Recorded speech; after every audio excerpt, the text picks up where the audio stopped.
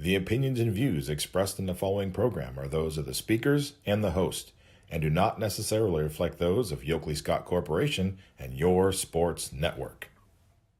Yeah, I've been closer to Jesus before, so can you help me out? Oh, can you help me out?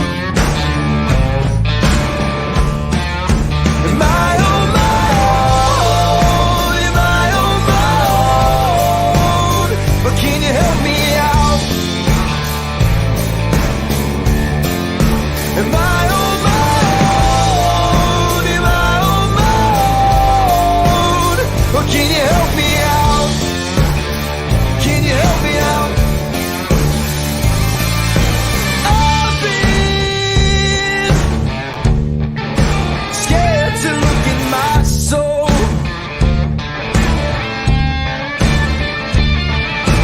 I've been afraid I would follow the road. Yeah, afraid of the things I've been told. Hello, everybody. Welcome inside a brand new week of Running Point on ysnlive.com. As always, we are brought to you by Greenwood Chevrolet in Austintown. They go the extra mile for you. We try to do the same here on this show every single day. We strive to be as good to you as Greenwood Chevrolet is. If you're in the market for a new or used vehicle, make sure to go down to Greenwood Chevrolet in Austintown. Check them out. We'll hear a little bit more about Greenwood later on in the show. Got a great one for you today. We're going to recap a bunch of action over the weekend. We had volleyball. We had football, of course, on Friday. We had soccer. We had everything going on over the weekend. We'll recap it all. We also have a player profile to feature like we do on most days here on Running Point. We're going to South Range, and we're going to hear from Matty Mook from the South Range Raiders, one of their senior leaders and probably their best server. You know, statistically, absolutely their best server. We will hear from her a little bit later on in the show as well. A fantastic interview with a great senior leader. Can't wait for you guys to hear it about halfway through the show. So let's start with the recap of the weekend. We'll hop into the scoreboard and bring it up on the screen, and we'll see what happened in a very busy weekend of football, volleyball, and soccer. We'll start with, obviously, Football Friday, go through the scoreboard. What we're going to do first is we're going to shout out the sponsor of the scoreboard, which is always presented by Burnett Pool Spas and Hot Tubs, and they bring this awesome tool to our YSN fans. If you're ever at a game and you want to check the scores of other teams and maybe you don't want to look at your phone for too long, really quickly, you can go to ysnlive.com/scores, see all the scores that you see here. They're live updated, so you don't have to wait for finals to come in, especially on Friday night because we have a bunch of people working on it. So Friday nights especially, live updated. You can go here. You can find the scores of the games that are going on around the YSN family, and you'll never miss a minute of the action if you go to ysnlive.com/scores. Brought to you as always and presented by Burnett Pools, Spas, and Hot Tubs. Let's go over the games. East Liverpool, they needed a win. They needed it bad, and they needed every ounce of their offense on Friday to do it. An absolute definition of shootout. I want to say the most combined points we've had on the YSN network so far this year, and I don't think I'm wrong in saying that. Potters win 62-54 over the Bobcats, which I was right. They are the Bobcats, and they use that Ohio Bobcat logo, so I just assumed. And unless Gary Jennings was wrong, which I doubted, he's always right. He was on the call for this one. He called them the Bobcats. So Bobcats fall to the Potters, 62-54. Like we always do with this scoreboard, because the way my computer is weirdly formatted, we'll go through the first three lines, and then we'll scroll over to the last line of scores at the end. So let's just go to Cardinal Mooney. They got the win 38-21 over Boardman. Want to give a shout out to this Boardman team that keeps just working hard. This game was once again one of those competitive ones. It was close for a while. Boardman kept punching back, but at the end of the day, Mooney does too strong, and a really good fourth quarter propelled them to the 38-21 victory over the Spartans. We have Warren Harding beating Cheney 26-7, the final score there. A tough 2 weeks in a row for the Cowboys. They'll try to bounce back in week 7. How about Crestview? They're on a roll. this Brookfield team came in hot. They were winning, and they were winning emphatically. Whether it be high emotion or just domination, either way, Brookfield was winning with style for sure. So they come in and they have a home game against Crestview, the road team, and the Rebels starting to put some things together after getting their first win last week. They come back this week. They get the win over Brookfield, 42-26, the final score there. This one was close for a while. In fact, we had some internet issues in the first couple minutes of the game. We came to it on the Audible call with Mike Ackelson on Friday nights. When we came into the game, we finally got into it. It was 26-21. Back and forth, but then Crestview just found another gear late in the game, and they turned it into a runaway, 42-26. Final score there. How about East? A huge win over Dawn Community. This team is out of Cincinnati. Man, I feel bad. They came all the way to Cincinnati to get their butts beat by Youngstown East. A big win for the Bears. 48-14 final score. No chance for Dawn Academy out of Cincinnati. Let's go to Southern Local. They saw what East Palestine was doing last week against Valley Christian. They weren't going to let the Bulldogs sneak up on them. This was Southern from the start, 42-7. I will, though, say that in this game, twice, we saw in the audible call, East Palestine have just so unfortunate luck. A ball, they're driving down in the red zone. Pass is really, it's a really good pass on the money. The wide receiver gets just drilled, and the ball pops up in the air, and some local kid runs it back for a touchdown. It's like, well, that's just bad. Like when you're already having a struggling program trying to find some footing, and then stuff like that happens to you, you're just like, I mean, come on. The football universe is just not on your side, because they were driving, they were finding a little holes in the Southern Local defense. I don't think it was enough to overcome the way Southern Local was playing. But if some of those things don't turn against East Palestine in the luck category or the fortune category, whatever you want to put it, then maybe this game's a little bit closer than 42-7. I think if you watch it, you kind of realize that, okay, East Palestine was still able to be pretty competitive for the most part. But Southern Local was not messing around. They took advantage of everything that they were given. Every little mistake East Palestine made, Southern Local was all over it, and they win 42-7 over the Bulldogs. I'm telling you, though, I said it last week, this Bulldogs team, different than the East Palestine you may know from the last 5 or 6 years. Jackson Milton, they were brought back down to earth a little bit. Springfield gets the win 35-10. They shut out, no, they don't shut out, but they shut down the high-powered Jackson Milton offense that had been doing whatever they wanted for the last several weeks. Springfield playing really well ever since that 7-point loss to Geneva in week 3. And, they're coming into a matchup with Western Reserve this week that's going to have a lot on the line. Going to be a big one coming up for the Tigers. But they get this one 35-10 over the Blue Jays. Don't want to say too much. I mean, what can you say? Kirtland is Kirtland, and they proved it 55-0. It probably could have been a lot more. Kirtland is just a class of Division 6 and one of the big classes of this high school football. If you know Ohio high school football at all, you know the name Kirtland. You know what they're all about. They get the win over Grand Valley, 55-0. Final score there. Madison, outlasted Lakeside in a very offensive game, 42-20. The final score there. Madison beats the Dragons at home. Latonia puts up a fight for a little bit, but Columbiana finds an offensive groove, finds that wind, and just runs with it.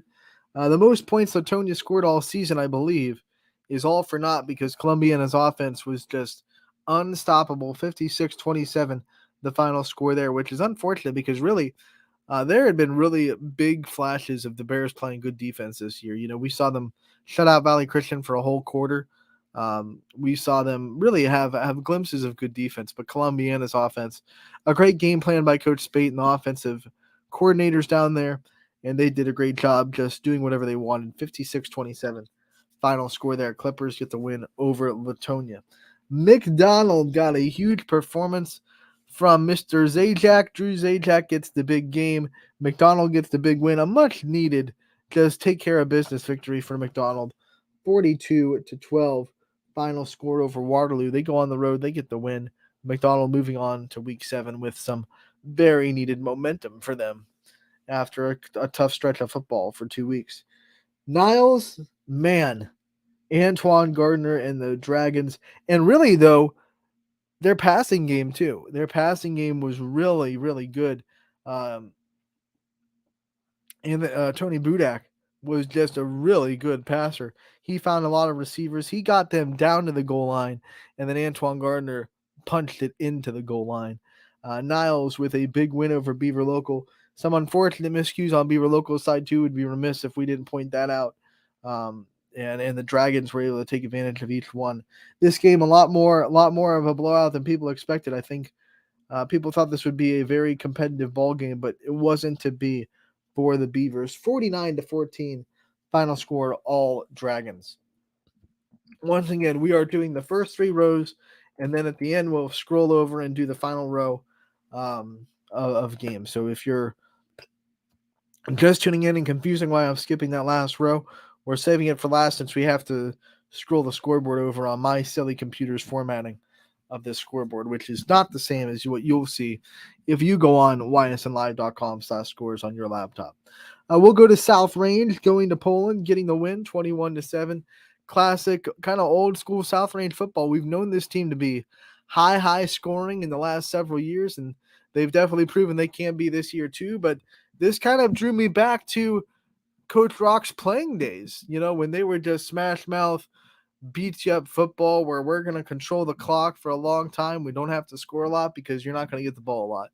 That's simple. This game was tied at 7.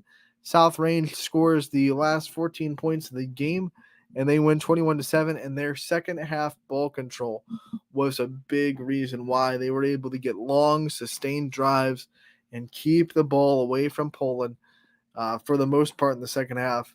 They avoided being beaten by a couple of turnovers. Their defense returned the favor both times, forced in Poland turnovers, kind of made that battle even. And in big games like that, when you get an opportunity against South Range, Poland, if they play clean football, they might win this game. But unfortunately for them, they had the turnover bug hit in the worst time imaginable, and South Range took full advantage. They are still unbeaten in the NE8, and they are still absolutely the team to beat in that conference. They'll move on to a matchup with Girard next week. Back to South Range they go after being on the road against Poland. A big win for the Raiders as we go to the Pirates, who did not get a big win at all. Pymatuning Valley and their size overpowers Southeast 64-34. The final score there. Nothing the Pirates could do on defense to stop the size and physicality of the Lakers' offensive line. The biggest upset of the night happened in Lisbon. Lisbon was definitely not the favorite. They were the underdog tonight, coming in against the league-leading United, and they get the win, 21-20. Final score. What a thrilling ending too. You get United. They drive down the field. They score what could have been the game-tying touchdown, but they decide to go for 2. They want to get the win, put themselves in the lead right there. Hunter Daly gets to stop, makes the tackle. United doesn't get the 2-point conversion. Then we go to the onside kick, right? Which is hard to do at the big levels of football. It's even harder to do at the high school level because they have a little bit of extra rules in place to protect player safety. And there's a couple of things that you can do in the NFL and in college that you can't do on onside kicks for high school. And yet, United pulls it off, a perfectly executed onside kick, even when Lisbon knew it was coming. They recover it, they get the ball back, and then, even after all that, the same guy, Hunter Daly, that made the stop in the 2-point conversion, gets the game-sealing interception of United and seals the deal for Lisbon. They escape, and they complete the upset bid over United. A big win for the Blue Devils, 21-20. They will ride that momentum into another big game with another big Eagles team, Valley Christian, coming next week for Lisbon. Can they pull off 2 upsets in a row? If they do that, if Lisbon follows up this United win with a win over Valley Christian, then that is a giant monkey wrench just tossed into the engine of the EOAC. And Lisbon would be the cause of ultimate chaos in the conference if they can do that. Obviously, now United becomes Lisbon's biggest fan because the more wins Lisbon gets, um, the more off that loss gets. The more understandable, I guess you could say, that loss gets. You're not going to get any points. A loss is 0 points for that in the computer polls. But you start to feel a little bit better about yourself if Lisbon goes and proves it in the next couple of weeks. Speaking about Valley Christian, they had no trouble against Wellsville. You kind of knew this was going to be a game where the Eagles were going to be, tightened up and very focused after, having the struggle against East Palestine, having to escape East Palestine a week ago. They go into a game against Wellsville. They have all the focus in the world. They win 53-13. Final score there. How about Canfield? After a tough start to the season, they have 2 wins in a row against 2 very good football teams. Dover pushed them to the limit, but their defense and their clutch scoring comes through. Canfield gets the win over Dover, 17-13. The Red Tornadoes still can't get revenge on the Cardinals. They have been living a Cardinal nightmare the last couple years, and they thought this was the year they could sneak in a win. Maybe the Cardinals look a little bit down. We can come in, we can get a win, and man, Canfield just put their foot down and said, absolutely not tonight. We're going to get this win, 17-13. Final score there. Big one in the NE8s, and it was all Struthers. They did not lose any momentum after the tough loss last week to South Range. They go in, they beat Hubbard pretty handedly, 41-14. The Wildcats all over Hubbard in Struthers. We go to Camel, who, man, this was one of those games that you kind of saw it coming. Garfield takes and runs with it. Final score 61-0. We watched this game early because we knew at the audible call this could get ugly pretty quick. The way that both teams had been playing, the way that Garfield had been playing, especially. But Camel had the first drive of the game, and they were moving the ball. They had a couple of fourth down conversions early in this drive. They got all the way down to, I think, around the Garfield G-Man 35, maybe the 30. They had one more 4th and 2. They couldn't complete it. They get the turnover on downs, but a really, really long drive that they were moving the ball. And then after that turnover on 4th down in Garfield territory, pretty deep in Garfield territory, the very next play, the G-Men score like this. Running play out to the outside, it bounces to the sideline, all the way to the end zone, touchdown, 7-0 Garfield. And from that point on, it was just a G-Men dominated game. You could see that maybe, games can turn really quick. And even though this is a game, obviously, where Garfield was head and shoulders, just had all the leverage in the world, maybe the game gets a little dicey if Campbell scores in the opening drive, because then you start to put a little bit of pressure on Garfield. They're down 7-0. They haven't been down all year. What do they do to respond to that? You never know. But even in these games that are very, very uncompetitive, I don't know if that's not even a word, but non-competitive, I guess you would say, you can find little moments in a game sometimes, most times, where it could have turned the other way. Like it could have gotten competitive. It could have been something different. I thought that first drive was a golden opportunity for Camel to put some pressure on Garfield. Like I said, they were moving the ball. Before that 4th down that they missed, they had converted on a couple of 4th downs already. So they were moving. They were being aggressive. They were extending drives. They got all the way down to Garfield's 30-ish, and then they just couldn't complete the last 4th and 2. And then the very next play, it's a touchdown. They're down 7-0, and it just felt like that was all Garfield needed to put their foot on Camel for the rest of the night. And they did. Credit to Garfield for not playing down to an opponent at all and taking care of business. You can only play who's in front of you, and Garfield has been doing that all season long. So they win. They're still undefeated. The G-Men are going to be a problem in the Division 5 playoffs. I assure you of that.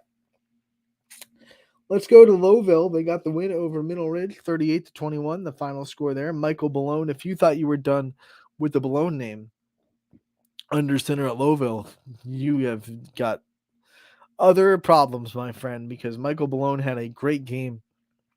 Louisville gets to win 38-21 over Middle Ridge.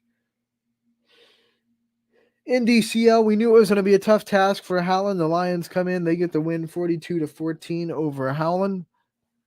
How about Liberty getting the win over Newton Falls? This was an offensive thriller too, but down the stretch, like Crestview in a close game earlier. Liberty down the stretch beats Newton Falls 49-33.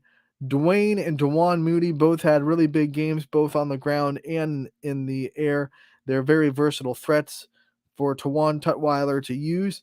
And Liberty starting to put things together a little bit here and there. We're starting to see this Liberty team find confidence. They look so much better now than they did in the first 2 weeks of the season, especially. So we're going to see what this Liberty team can do going forward. And you want to be playing your best football come playoff time. If you're lucky enough to get into the playoffs, that's the goal, right? Playing your best football at that time. Liberty gets better every week. We'll see what they do going forward. Edison suffers their first loss of the season to a very good Toronto team. This was 5-0 Edison against 4-1 Toronto. Toronto gets to win by 8, 28-20, the final score there. Last but not least, Wyndham gets shut out by Fairport Harding, 28-0, the final score there. Now, let's go and scroll to the last column of the scoreboard, which, once again, this is crazy, but it's not what you have to do when you go to ysnlive.com, I assure you that.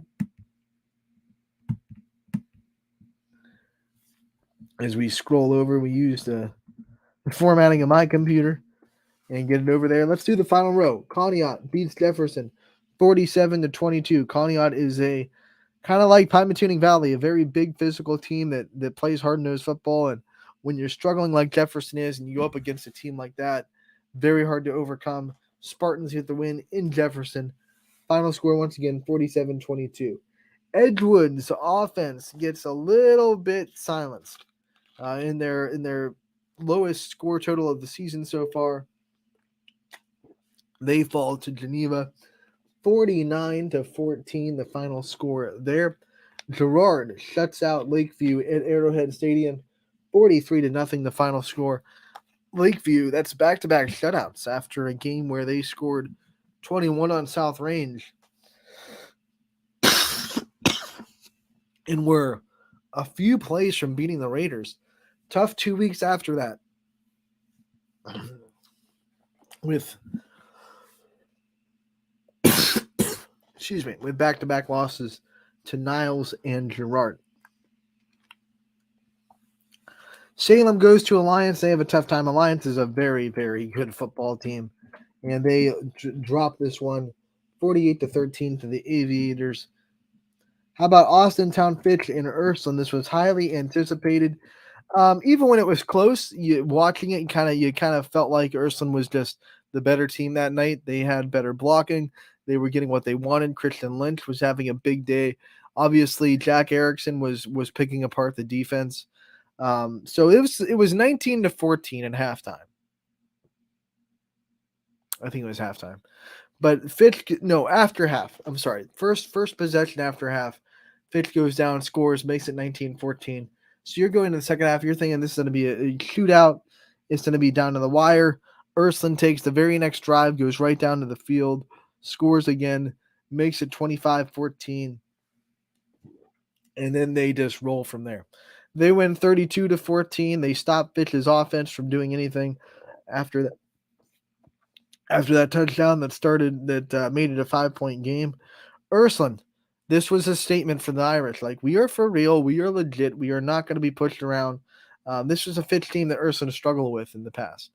And even when they won, it was like they needed crazy heroics to win and beat Fitch. This was a dominating performance by the Irish. So there's something special going on in Youngstown. If you didn't know before, you should know now that this is something that everyone should keep their eye on going on in Ursuline. LeBray all over champion, 28-7, the final score there. Vikings get another win, this time on the road. West Branch, well, they beat a very struggling Minerva team, 70-0. West Branch takes care of business there. They get the win, and they break a couple of records. for their football program. I believe most points scored in the first quarter, and they also break the extra point record. Most extra points kicked in a game by one kicker. So congratulations to West Branch. They are still rolling really, really well, and they'll definitely have a couple of big opponents in that EBC coming up. They have Marlington this week. That's going to be one that we talk about later on in the week when we start to preview Week 7 of football. But Marlington is going to be a very tough opponent for West Branch. And that's the first of a couple in the EBC that you think are going to be ones that you have to watch out for. I'm watching out for the Alliance team. And then even though Salem is really, really struggling, man, you can never count out a rivalry game. That's always dangerous. Last but not least, Orange plays really, really good defense, but still gets shuts out to Chagrin Falls 10-0.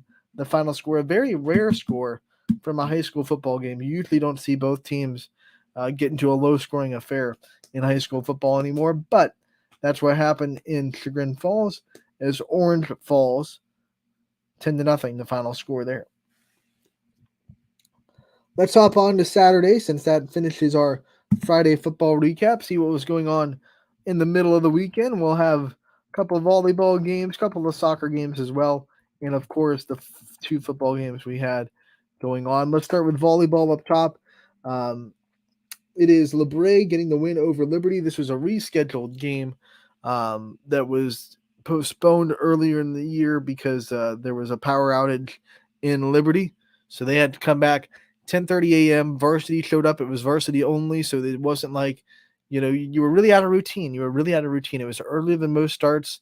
They didn't really have a lineup or an anthem. They just kind of got on the court and went. And LeBray took care of business. They had one set that was competitive. The other two were runaways. They win the game in 3 straight sets. Edison falls in 2 to Steubenville. And we have Orange falling in straight sets to Mineral Ridge. That Columbia and Heartland game was not played last night, or I should say Saturday. Warren JFK on the football side, they lose to Mogador 41-7, the final score. And then Western Reserve goes on the road and beats Everett area 31-14, the final score. We talked about Springfield side of this game in Week 7. Western Reserve playing very good football right now.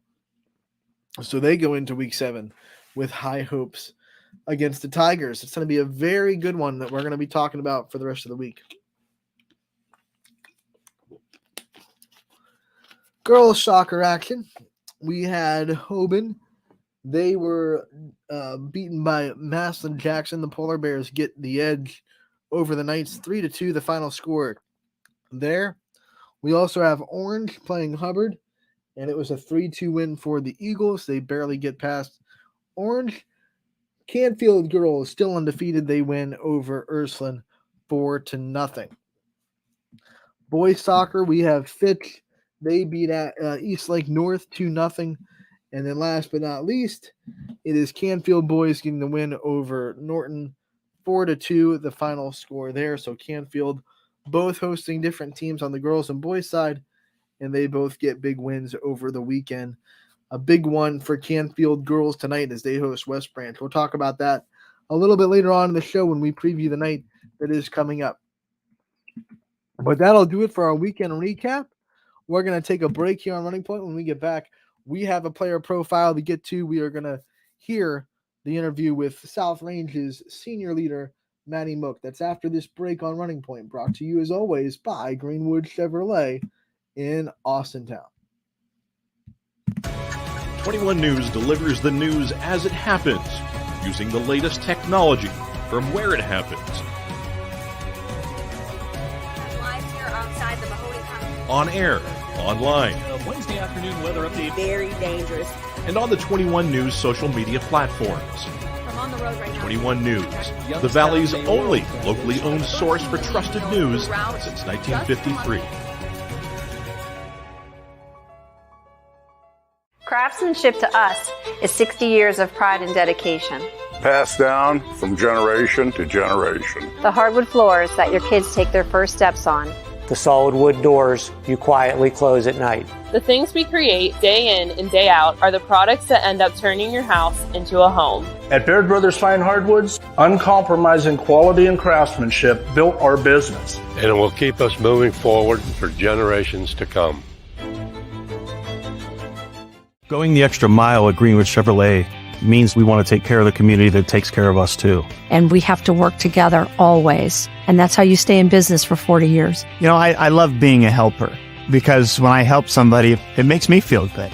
It means a lot that I can make a difference in others' lives. So I will do everything I can and just being there for them every step of the way. I want them to know within the first 5 minutes that they could depend on me. That's what going the extra mile means, only at Greenwood Chevrolet. Before the lights come on, before the workday begins, before a long day is ended, or it's time to have fun. It all starts with the people at Joe Dickey Electric. From replacing a light fixture in your home to building a substation for your business, no job is too big or too small. The people of Joe Dickey Electric power them all. Joe Dickey Electric, over 60 years of powering the Mahoning Valley.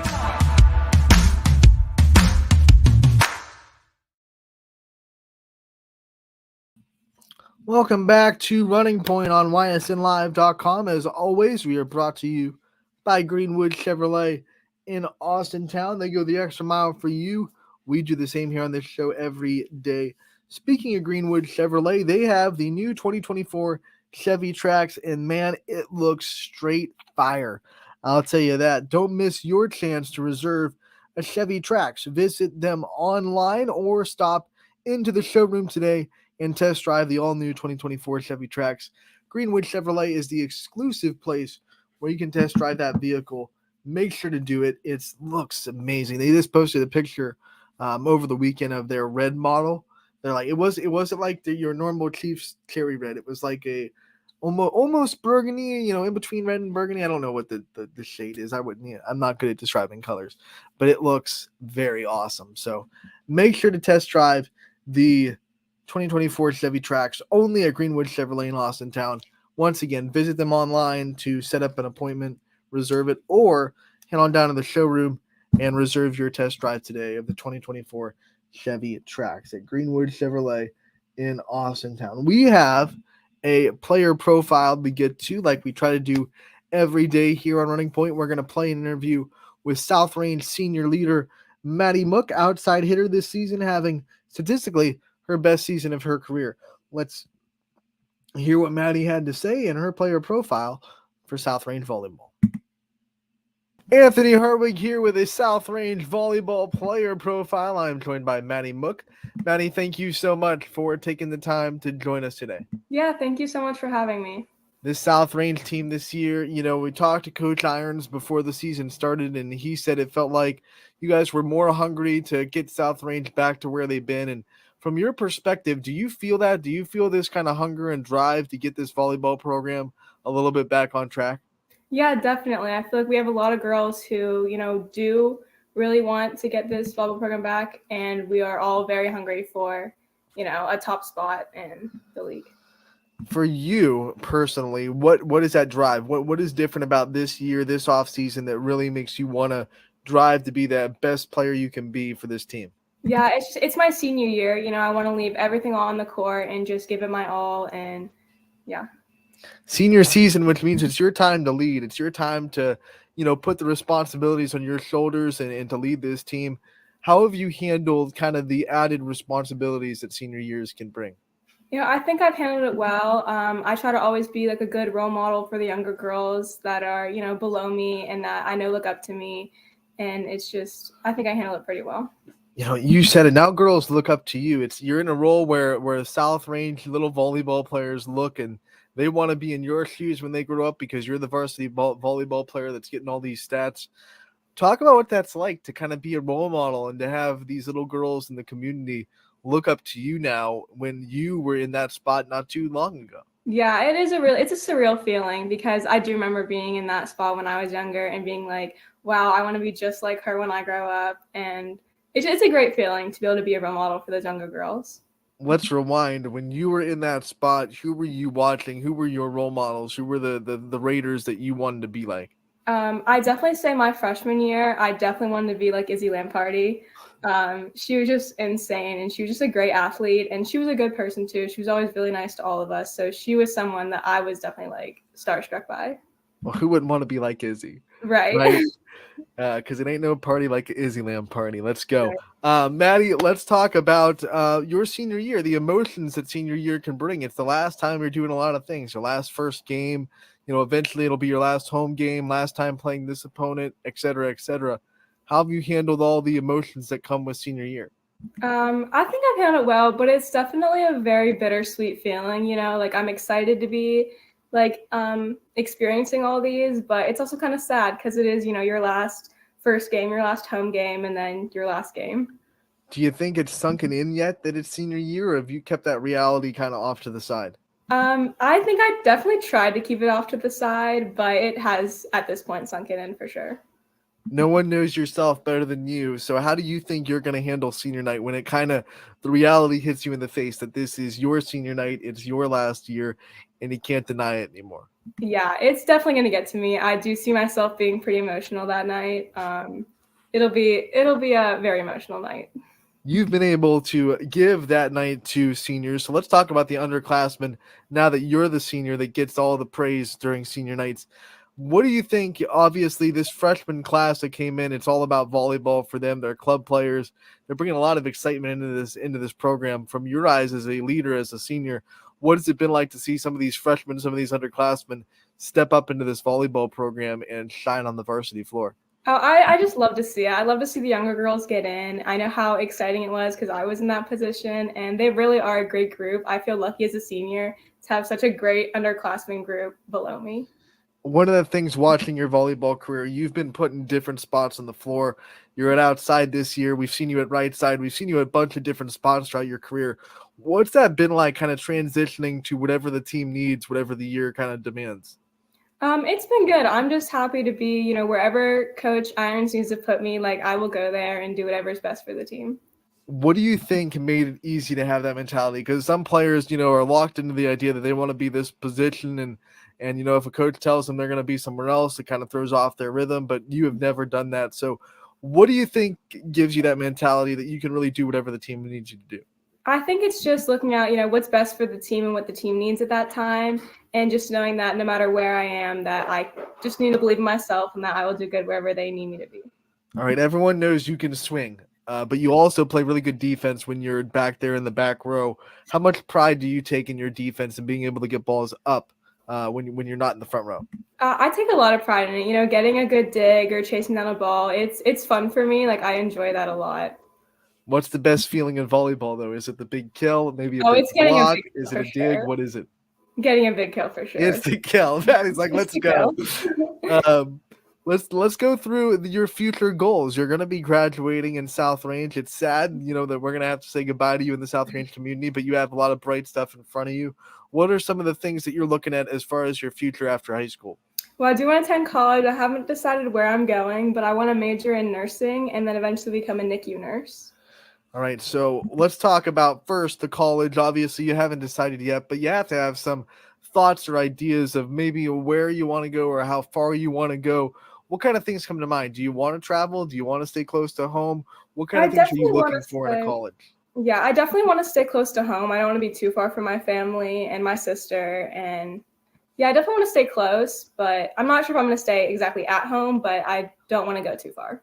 If you could take your family and just move anywhere, go to college anywhere in the country, what do you think would be like a dream spot to go in and live for 4 years? Oh, definitely the Outer Banks. I love the Outer Banks. I think some of your family would be like, yeah, let's go. Let's do that. So when you think of nursing that you want to go into and be a NICU nurse, what things drove you to that and interest in that career path? What kind of things made you want to be that? Well, my sister, her name is Emmy, and she had trisomy 18, and it was when I was 14. So I was around like her nurses and stuff, and they were all just really great, and it really did inspire me a lot to, want to go down that path. So you're someone that has had that path kind of set for a while. You've known what you've wanted to do. You've known how you want to get there. What's that been like? There are probably a lot of your classmates that still have no idea what kind of they want to do with their life or what do they want to do in the future. And you kind of have this idea and you've had this inspiration for a while. What's that been like to have kind of a future board of what you want to do? It's been good just to always like have my goals and not have to stress about that, because I do see some of my classmates stressing about that. So just being very confident when I do takes a weight off my shoulders for sure. As a senior, you've gone through a lot through your freshman year all the way to now. What do you think are some of the biggest forms of adversity that you've had to face in your career? Probably just, the mental game has probably been the biggest adversity I had to face, of like not believing in myself or getting down on myself. I've just definitely learned to, especially in my senior year, I've definitely learned to like shake that off and just focus on the next play and believe in myself. You're seeing a lot of these younger players are going to have to deal with that. They're going to have to deal with some kind of adversity, whether it's the one you deal with or something else. What kind of advice are you giving them on how to get through that throughout their career? Just believe in yourself and always know that like you can do anything you put your mind to. All right, this South Range group has 4 sets of sisters on the team, which makes you just such a tight-knit bond and such a high chemistry team.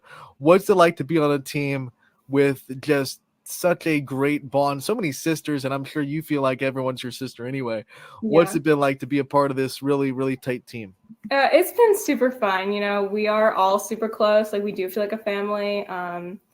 We get along really well. We joke around. We're all very superstitious. So we're probably the most superstitious team ever. All right, well, we have to talk about your specific superstitions. Which ones do you bring to the table? See, I'm serious to myself. I have to wear the same hairstyle every game or else I'll play bad. I have to have the same color Gatorade. Orange is the Gatorade I have to have. Does that change if you lose? Do you try to switch up a hairstyle if you lose, or is it consistent the whole season? If I'm like consistently not doing very good, then I will change the hairstyle up. But if it's just a one-off, then I'll let it go. So how did you pick has it been the same for a while, or did you kind of pick before the season started, like, this is what we're rocking this year, this is how we're doing it? Yeah, usually it's different every year. This year it's a fishtail braid is what it's been, and it's been working pretty well for me. So now the most important question is, who do you trust to do the hair for you, since it's such a big asset in your game? I do my own hair. I don't trust anybody. I'm doing it myself. What are some other superstitions that this team has? We have to high five in order. Whenever we're at the net, we always have to high five in order. And if someone tries to go out of order, you will literally hear us like scream, like, stop, no, like, don't. So there are consequences. There are consequences if you break that superstition. Yeah. Who do you think is the most superstitious person on the team? I would have to say Ella Crumwalker is probably the most superstitious. She's really superstitious about the high fives in the order that we high five in. All right, let's talk about your fellow seniors. Obviously, you're not the only one on this team. You have great senior leadership. What's it like to be a part of a group of seniors that can all lead in different ways, and you can lean on each other to find out how to lead this team through the ups and downs of a season?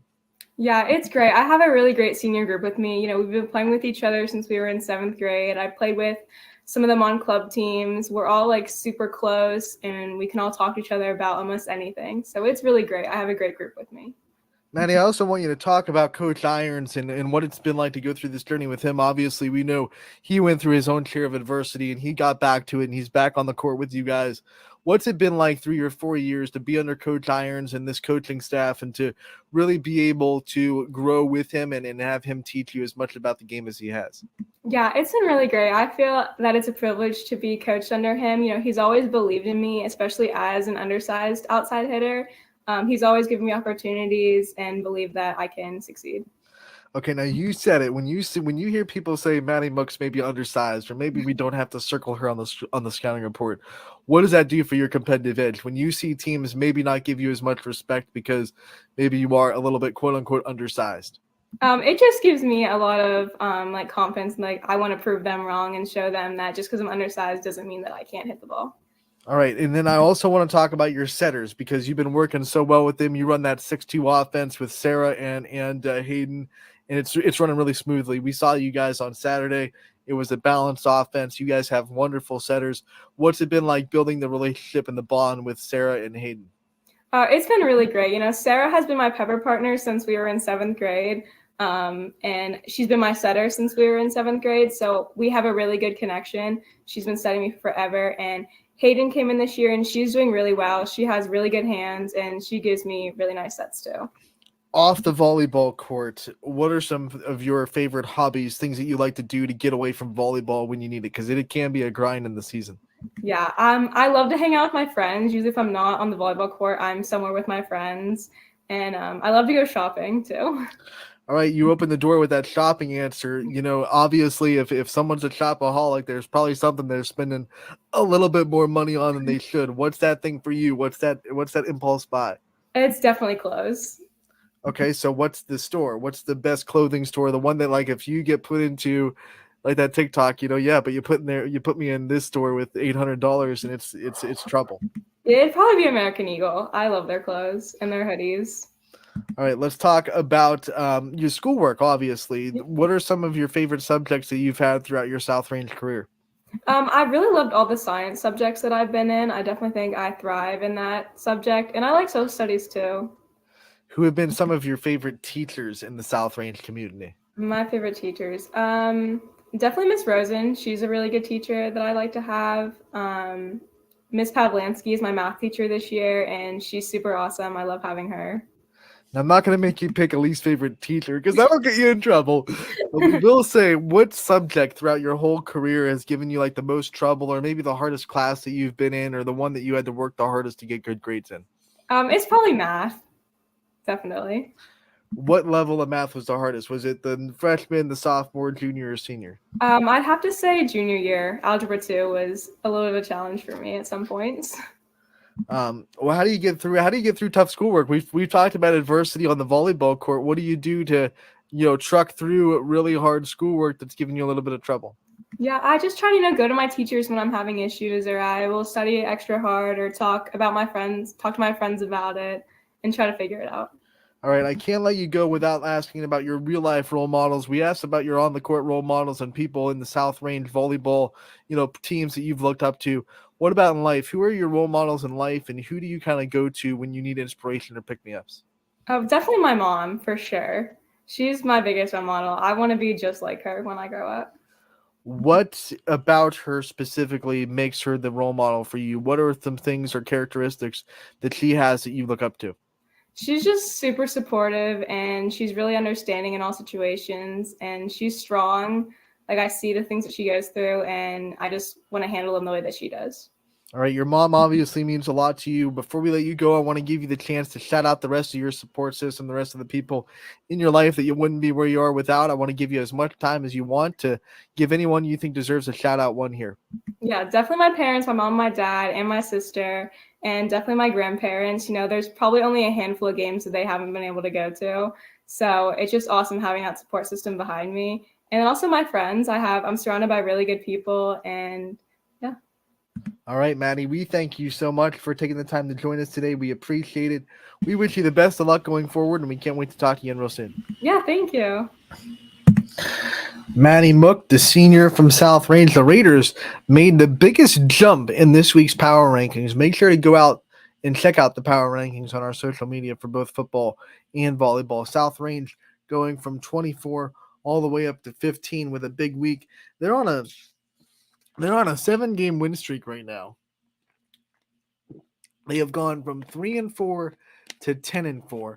But this week they are going to be tested. We are going to find out how much that win streak really means, because they have in consecutive order Girard, East Liverpool, and Lakeview. And those are all top 10 teams in the power rankings. So if South Range comes out of this week with even 1 or 2 wins, that is a big, big accomplishment. They took a set from Girard and Lakeview first time. They were both on the road. Now they have them both in the Thriller Dome at South Range. Can they come back, be even more competitive with both teams this time? Consistency. They've been much more consistent in this 7-game win streak the Raiders have. That was their trouble spot in those games against Girard and Lakeview. One set really good, and then they'd have a set where they fall off there. They're 25-12. Can the Raiders be consistent in this week of games? If they can, they have a dang good chance to surprise some people and beat some of the big teams in the YSN power rankings.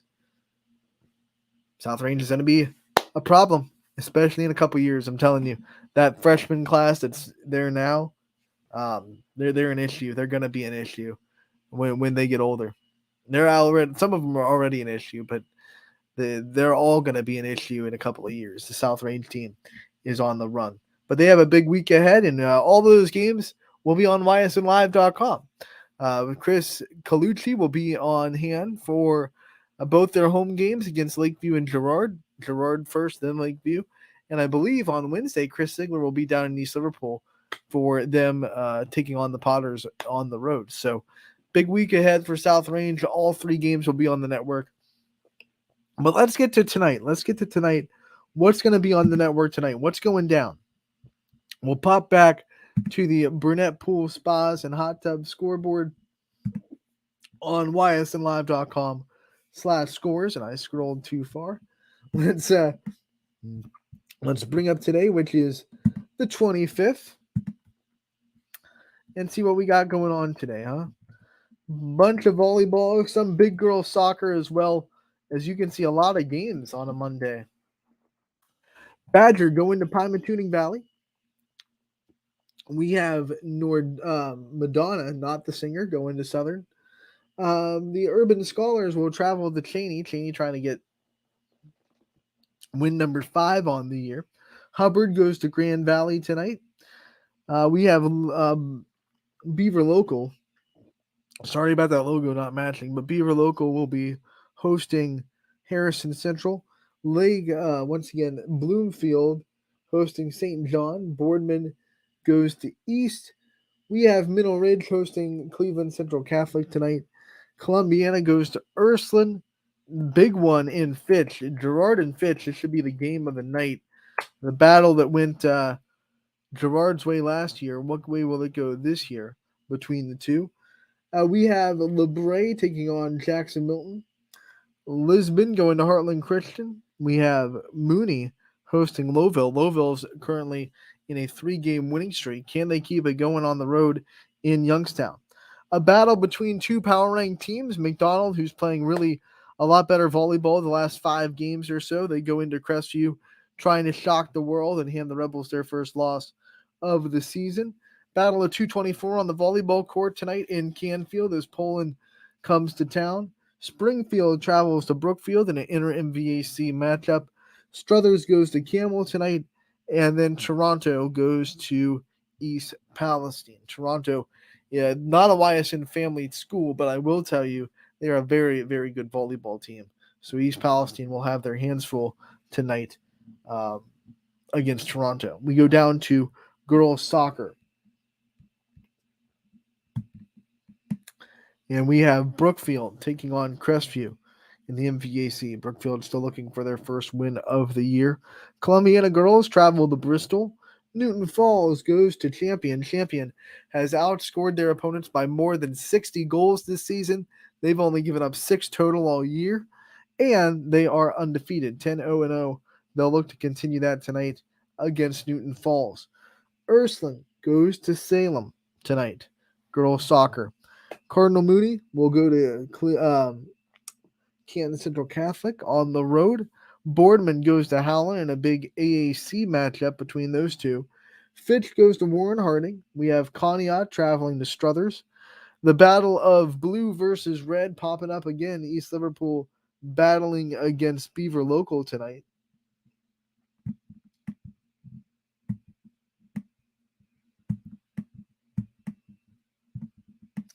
We have Girard going to Hubbard. Grand Valley going to Edgewood.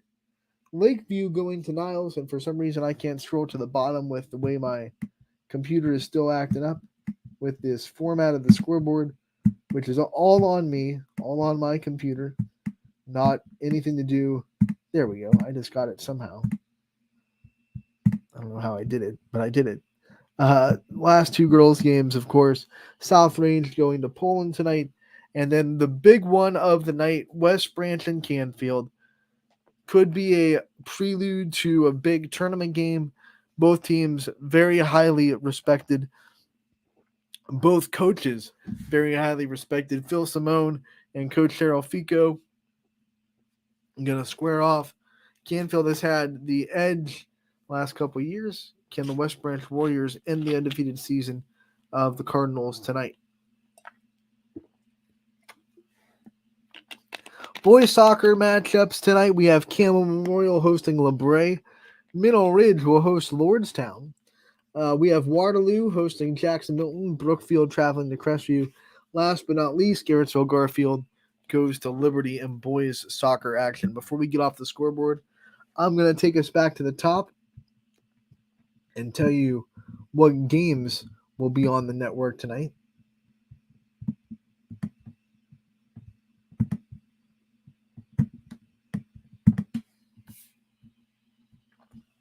So I'll just pop it at the top right there. And here's the games that are going to be on the network tonight on ysnlive.com/live.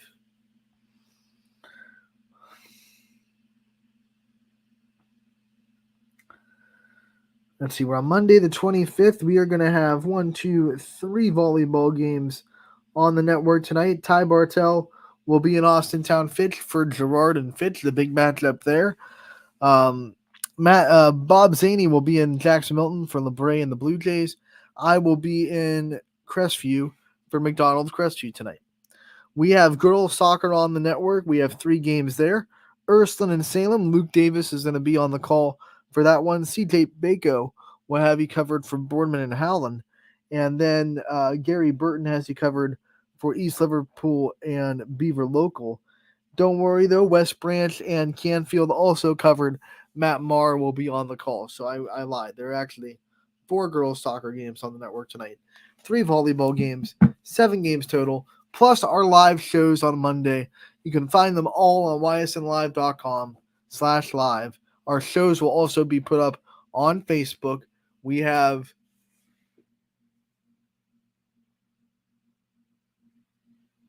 a bunch of stuff to do on the network tonight, so make sure to tune in. I will be in Crestview. Can't wait to see them again. Obviously, they're always fun to watch. And McDonald playing a lot better volleyball the last 5 games. So they're coming in hot into the Rebels Dome. It'll be a varsity JV, freshman JV varsity triple header. So we might start a little bit later than 7 from Crestview tonight. That'll do it for today's episode of Running Point. We'll be back tomorrow to recap all of tonight's action. 1 to 2 as always on Running Point tomorrow. Brought to you by Greenwood